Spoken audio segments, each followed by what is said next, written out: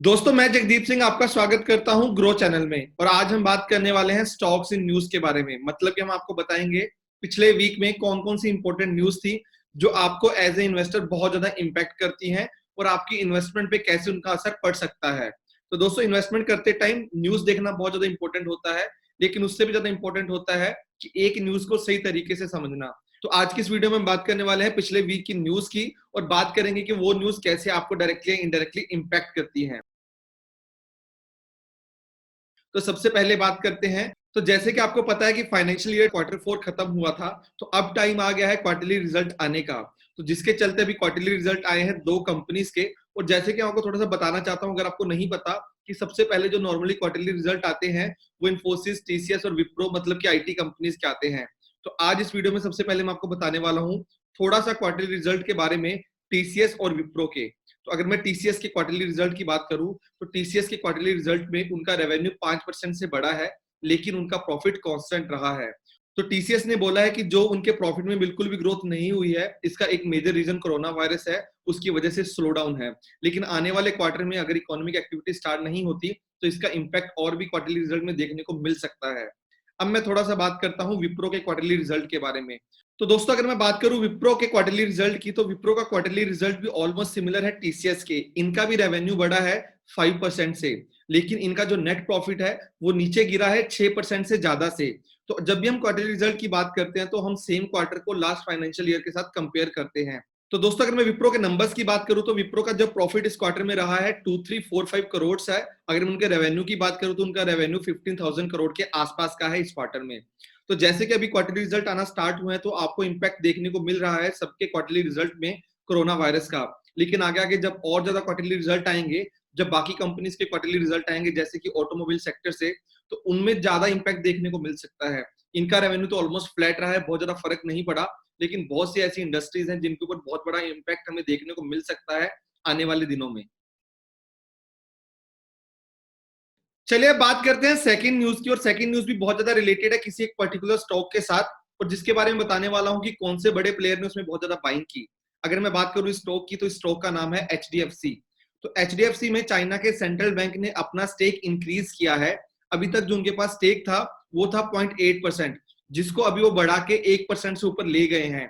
तो चाइना के central bank ने एचडीएफसी के शेयर में बहुत ज्यादा बाइंग की है रिसेंट के कुछ दिनों में, क्योंकि जैसे कि आपको पता था कि स्टॉक मार्केट में क्रैश चल रहा था, बहुत से स्टॉक डिस्काउंट में मिल रहे थे, अभी भी डिस्काउंट पे है, जिसके चलते एक बहुत बड़े प्लेयर ने एक बहुत अच्छे स्टॉक में बहुत ज्यादा बाइंग की है। तो दोस्तों, अगर हम बात करें एक और न्यूज की जिसमें एक बहुत बड़े प्लेयर ने एक स्टॉक में इन्वेस्ट किया था, तो ऐसे स्टॉक का एक और स्टॉक का नाम है इंडसइंड बैंक। इंडसइंड बैंक में गोल्डमैन सैक्स ने 176 करोड़ अमाउंट का इन्वेस्टमेंट किया है, जिसके चलते गोल्डमैन सैक्स के इन्वेस्टमेंट करने के बाद इंडसइंड बैंक ऊपर भी ट्रेड करना स्टार्ट किया। जैसे कि आपको पता है कि इंडसइंड बैंक रिसेंट के दिनों में थोड़ा ट्रबल बैंक बन गया था, लेकिन इनकी मैनेजमेंट ने बार बार क्लैरिफाई किया कि इनके बिजनेस में कोई भी प्रॉब्लम नहीं है, जिसके चलते इनका शेयर प्राइस भी 800-900 के लेवल से नीचे गिर के 300 के लेवल के आसपास ट्रेड करता था। ये तो आने वाले दिनों में ही पता चलेगा कि आने वाले दिनों में कैसा परफॉर्म करता है बड़े प्लेयर्स की एंट्री के बाद।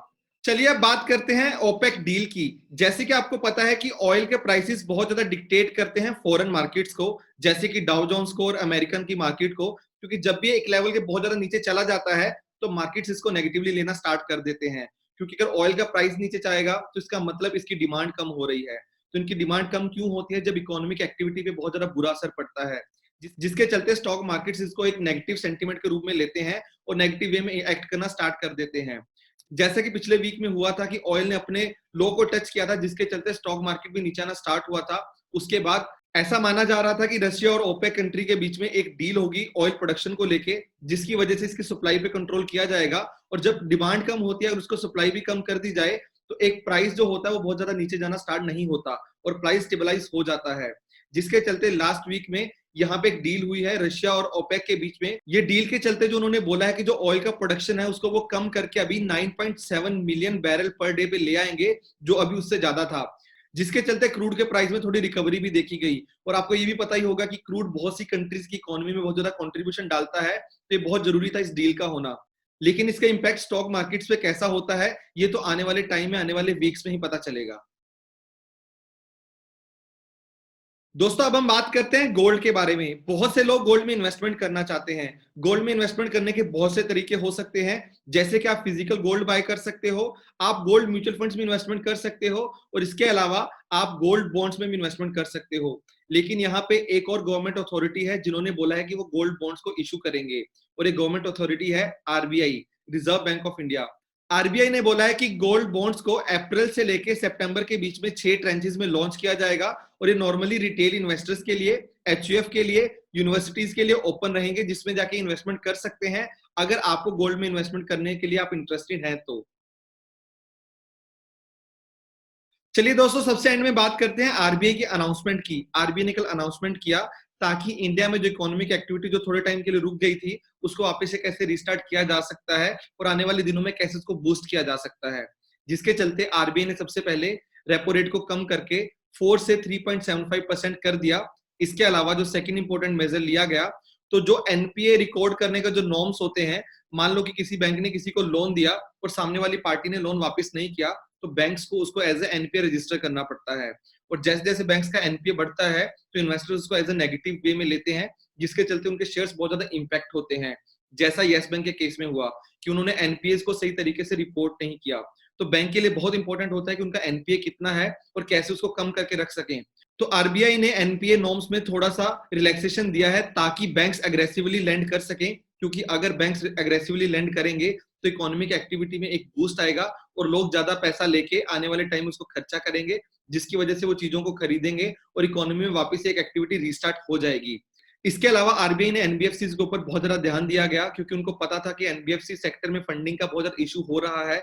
तो आरबीआई ने 50,000 करोड़ का एक पैकेज दिया है एनबीएफसी सेक्टर को, क्योंकि आपको पता है कि एनबीएफसी सेक्टर बहुत टाइम से डाउनटर्न में चल रहा था, और ऐसी इकोनॉमिक एक्टिविटी रुकने की वजह से उनके ऊपर बहुत ज्यादा नेगेटिव इंपैक्ट पड़ा था। तो आरबीआई के पैकेज से हो सकता है कि आने वाले टाइम में एनबीएफसी सेक्टर में जो बहुत टाइम से एक छोटी सी प्रॉब्लम से निकल रहा था, वहां पे एक टर्न अराउंड हो सकता है, लेकिन वो तो आने वाले टाइम में ही पता चलेगा।